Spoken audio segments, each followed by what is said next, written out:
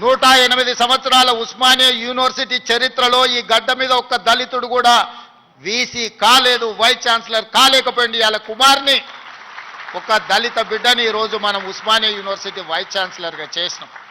దళితుడని చెయ్యలే, ఆయనలో ఉన్న నైపుణ్యాన్ని చదువును గుర్తించి చదువుకున్నవాడు ఈ సమాజానికి ప్రయోజకుడవుతాడని చెప్పి ఈరోజు ఒక కుమార్ను వీసీగా నియమించడం జరిగింది.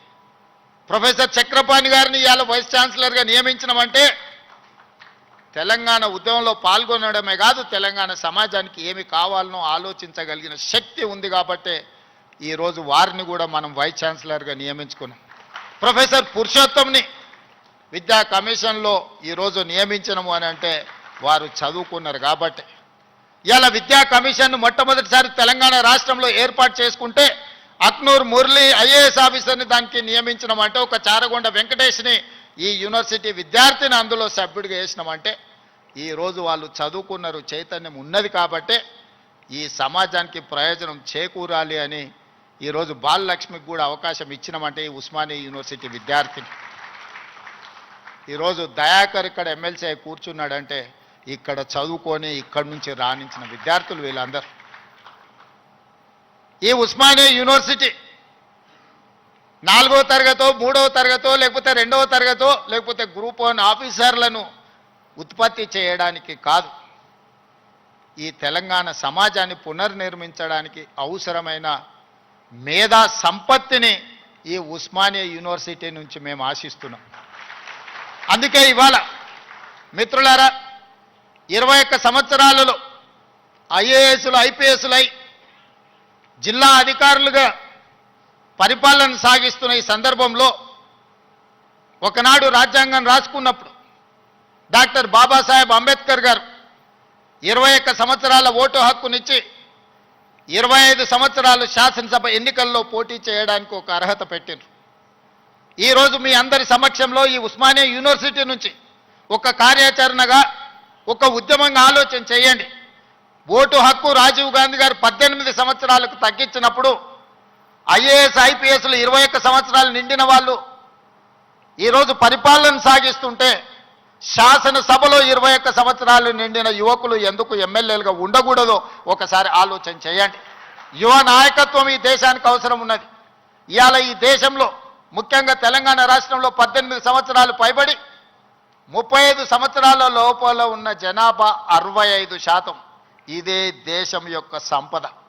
ఈ యువ సంపద, ఈ యువ మేధస్సు ప్రపంచ దేశాలకు ఎగుమతి అయి ఇవాళ అమెరికా సింగపూర్లను అత్యంత ధనిక దేశంగా రాణించడానికి మన వాళ్ళ శ్రమ ఉన్నది, మన వాళ్ళ చెమట ఉన్నది. మరి ఇతర దేశాలకే తమ మేధా సంపత్తిని కరిగించి సంపద గల దేశంగా మారుస్తుంటే మన రాష్ట్రాన్ని సంపద గల రాష్ట్రంగా మనం ఎందుకు మార్చుకోకూడదు? మన యువకులు ఎందుకు మన అభివృద్ధిలో భాగస్వాములు కాకూడదు? ఒకసారి ఆలోచన చేయండి. ఈరోజు ఈ ఉస్మానియా యూనివర్సిటీ చదువులకే కాదు, పరిశోధనలకు కూడా వేదిక కావాలి.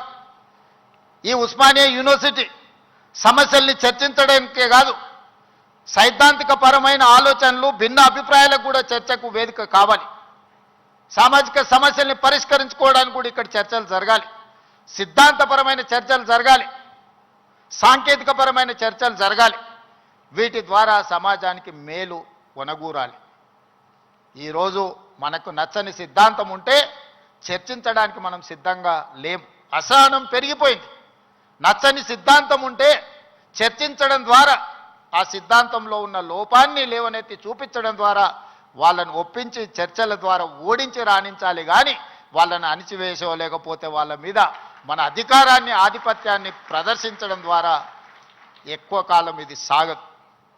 అందుకే ఈరోజు తెలంగాణ రాష్ట్రంలో 2వ ముఖ్యమంత్రిగా నేను బాధ్యత చేపట్టిన తర్వాత పొట్టి శ్రీరాములు యూనివర్సిటీగా ఉన్న తెలుగు యూనివర్సిటీకి ఆనాడు పాత్రికేయ సంపాదకుడుగా, మేధావిగా, నిజాం రజాకర్ల నుంచి విముక్తి కలిగించిన పోరాటంలో పాల్గొన్న సురవరం ప్రతాప్ రెడ్డి గారి పేరును తెలుగు యూనివర్సిటీకి మనం పేరు పెట్టుకోవడం జరిగింది.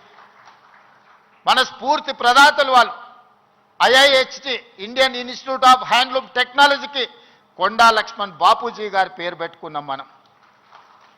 మహిళా యూనివర్సిటీ తెలంగాణలో ఉన్న ఏకైక మహిళా యూనివర్సిటీ.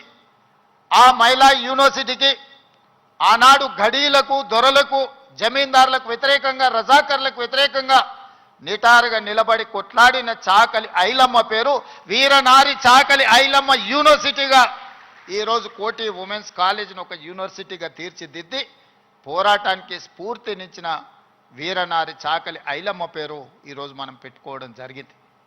ఇవన్నీ ఎందుకు? ఇవన్నీ మనకి స్ఫూర్తిని నింపడానికి, మనలో పోరాట పటిమను పెంచడానికి. ఆనాడు తెలంగాణ యువత సమస్యల మీద పోరాటం చేసే చైతన్య పరులుగా ఉన్నారు. కానీ ఈనాడు ముఖ్యమంత్రిగా నాకు అందుతున్న సమాచారం తెలంగాణ ప్రాంతంలో జరుగుతున్న పరిణామాలు మానసిక వేదనకు గురి చేసే పరిస్థితి ఉన్నది.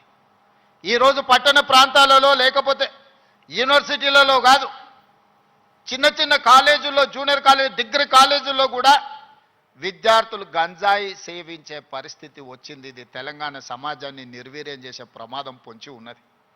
ఇవాళ గంజాయి, డ్రగ్స్ తెలంగాణ సమాజాన్ని, యువతను పట్టి పీడిస్తున్నాయి.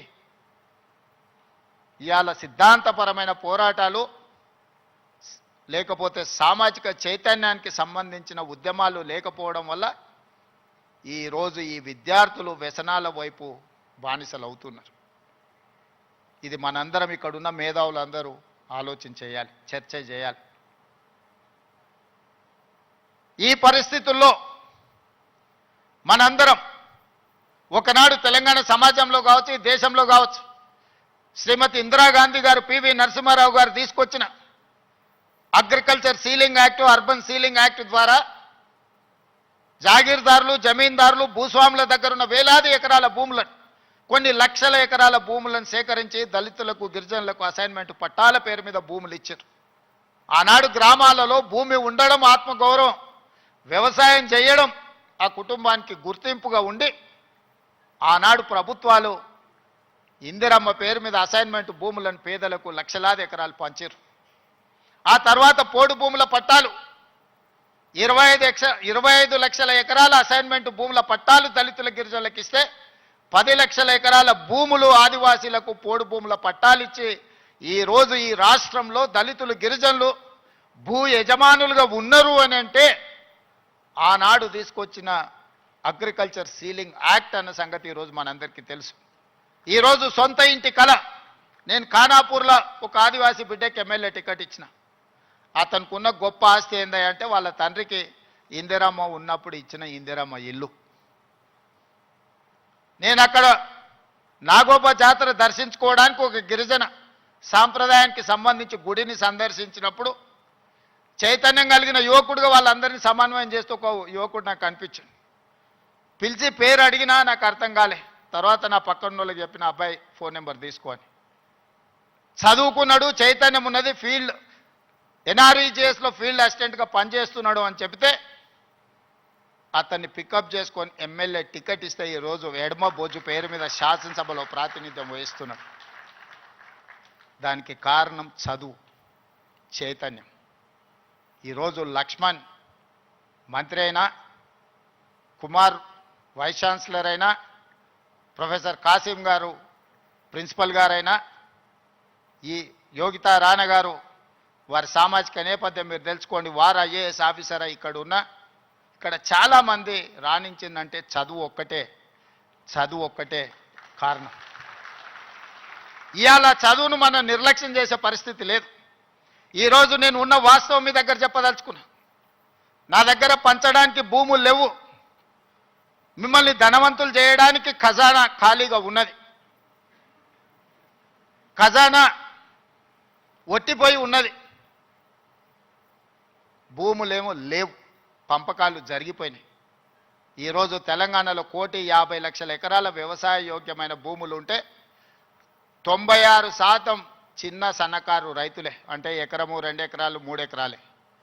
ఇప్పుడు అగ్రికల్చర్ సీలింగ్ యాక్ట్ తెచ్చినా నేను గుంజుకోవడానికి